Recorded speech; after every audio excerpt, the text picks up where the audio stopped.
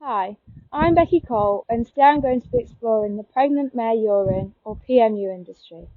We will take a look at the history of the industry and how it has evolved up to the current day. We'll be looking at the welfare of the horses involved, the perspectives of stakeholders, and possible solutions to any issues uncovered, while remaining mindful of the different stakeholders' needs and requirements. Please be aware, some viewers may find some of the following images distressing. Back in 1942, it was discovered that the urine excreted by pregnant mares contained estrogen, and treatment using this estrogen seemed to help alleviate the symptoms of the menopause women were experiencing. Then, almost overnight, the lucrative PMU industry was born across the United States and Canada. So, what is the menopause? The menopause is a natural biological process. It's when a woman stops menstruating due to a drop in hormone levels. This process usually happens between the ages of 45 and 55. There are physical, psychological, and cognitive symptoms associated with the menopause, 50 of them. These can have a big impact on the woman's life, but medicines which replace these missing hormones can help to relieve these symptoms.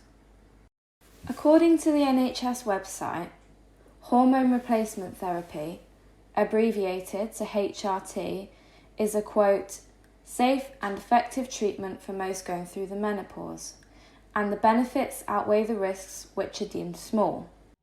Controversial PMU farms harvested these so-called estrogens from pregnant mare urine and developed them into hormone preparations to be sold on the market.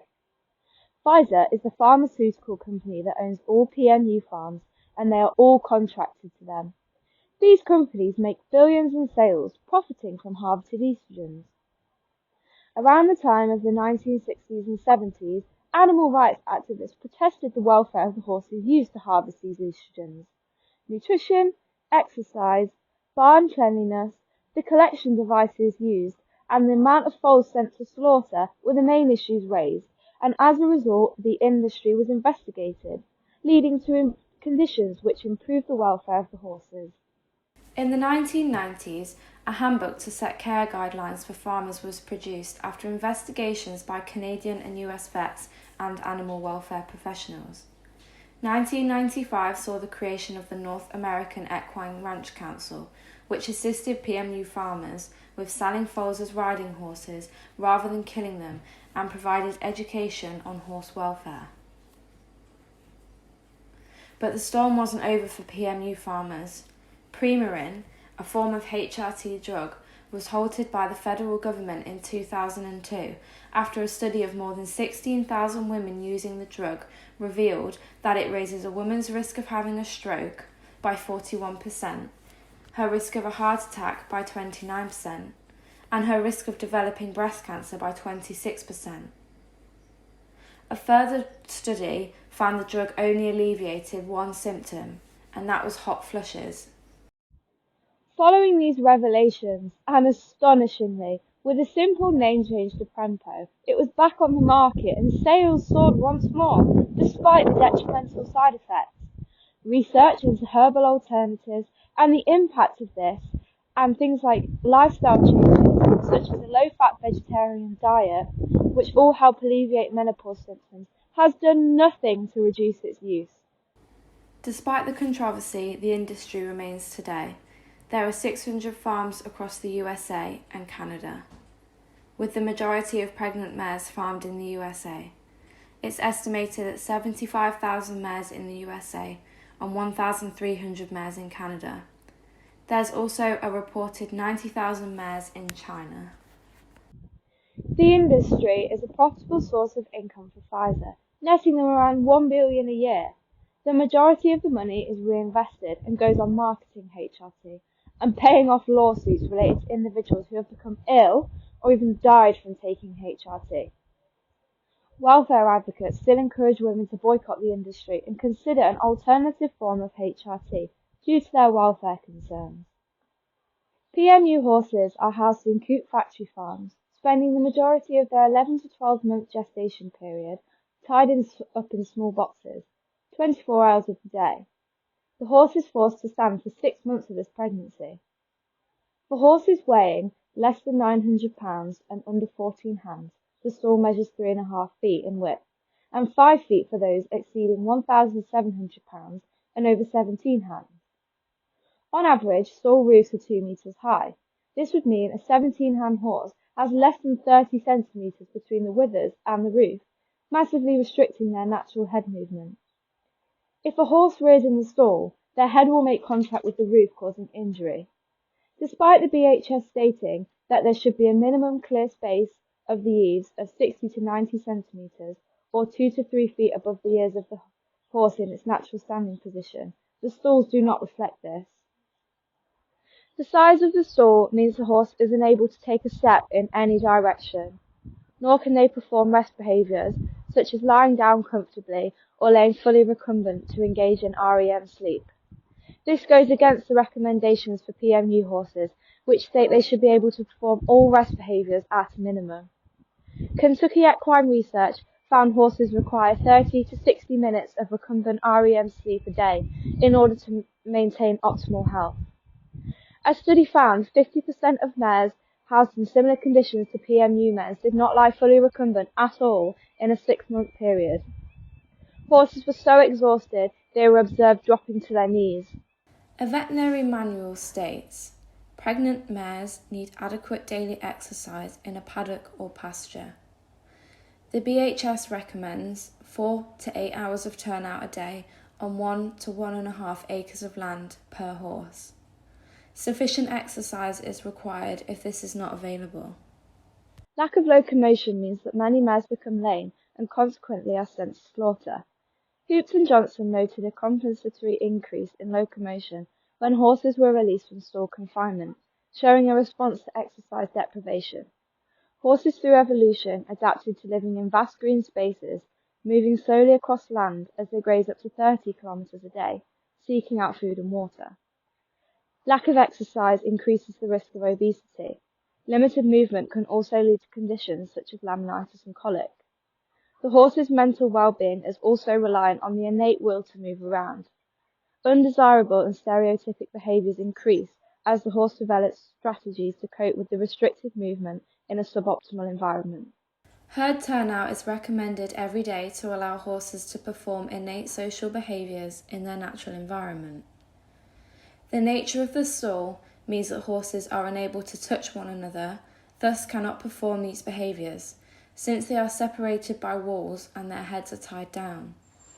Social behaviours such as allo-grooming help to build bonds and maintain coat condition, and playing can reduce the stress hormone cortisol. The mare has access to forage inside a feeder, which is located directly below her head. A 2021 paper recommends a wholesome diet of sufficient quality and quantity for pregnant and lactating mares to prevent malnutrition.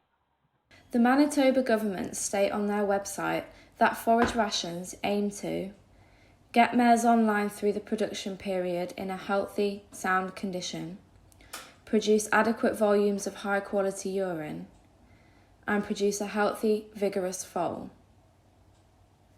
Information on forage is limited, but the information available suggests that mares are fed a well-balanced ration to ensure the health of themselves and their unborn foal. Drinking water is deliberately restricted so that the mare's urine will yield a higher concentration of estrogen. This practice dates back to the early roots of the industry, but in 2007, legislation advising not to restrict water was passed. It is recommended horses used for estrogen production should have free access to clean water at all times. The BHS states also a constant supply of clean, fresh water is essential to help prevent dehydration and colic.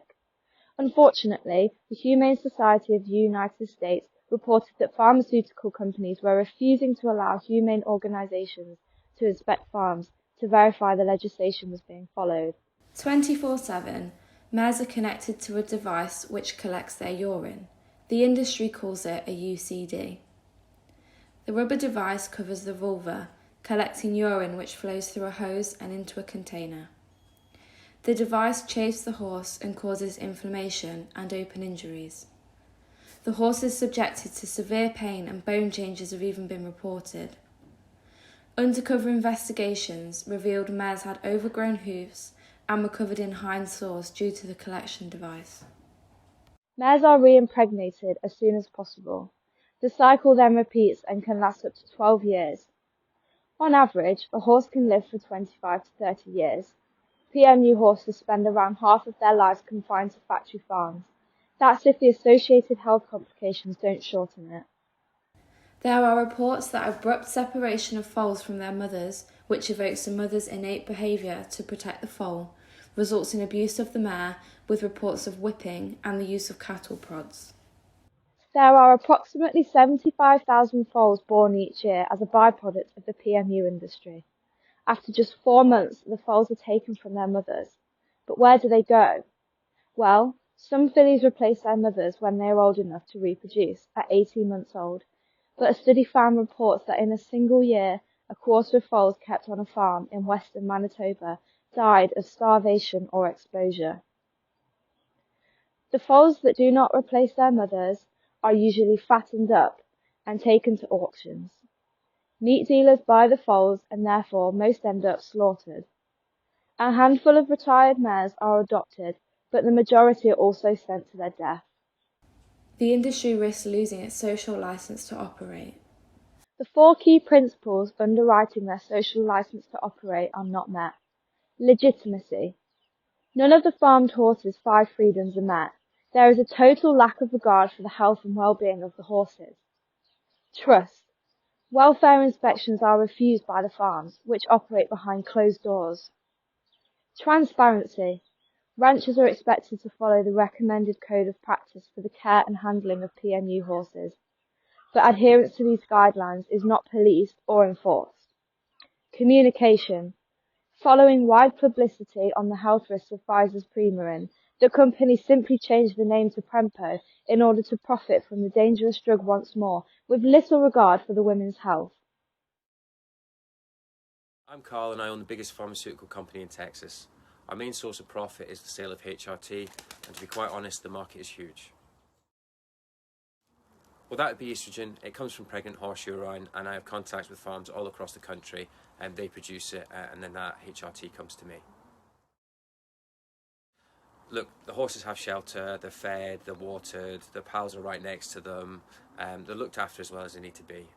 But I'll be entirely honest with you, as long as they're producing estrogen, I'm pretty happy. Hi, my name's River and I work for Peter. I think it is a prescription for cruelty. Keeping the horses in those appalling conditions is so bad for their welfare. They have no life, can't perform any natural behaviours, and then they're just sent off to be killed. There are plenty of natural alternatives to HRT. It is totally unjustified to torture these horses, just for our benefit. I know it is a big money maker and a lot of people rely on it as their livelihoods, but we should respect the horse's natural behaviour if we are to farm estrogens from them, and we should find a friendly alternative. Otherwise, the industry should be abolished. Hi, my name's Charlotte and this is my horse. I've owned horses since I can remember and we have always had them as pets and ridden them. I didn't know about it until the other day when I read an article in the Horse and Hound and I was, shocked and saddened. How can these people be so cruel to such a loving animal? They have no life and are treated like money-making machines. Maybe I feel more biased because I have horses as pets, but I still think horses belong in a field in their natural habitat, rather than in a tiny stall on a farm.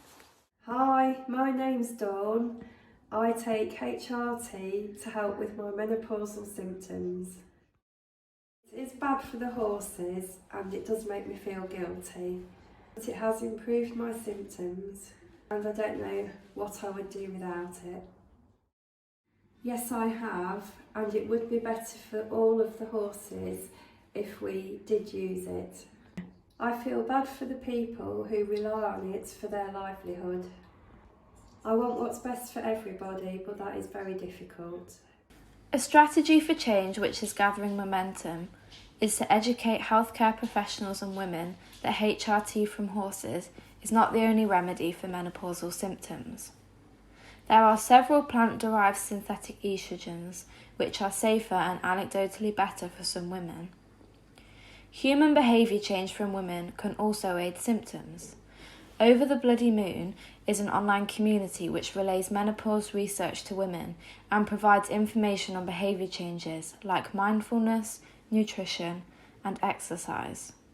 Human behaviour change by the farmers is also required.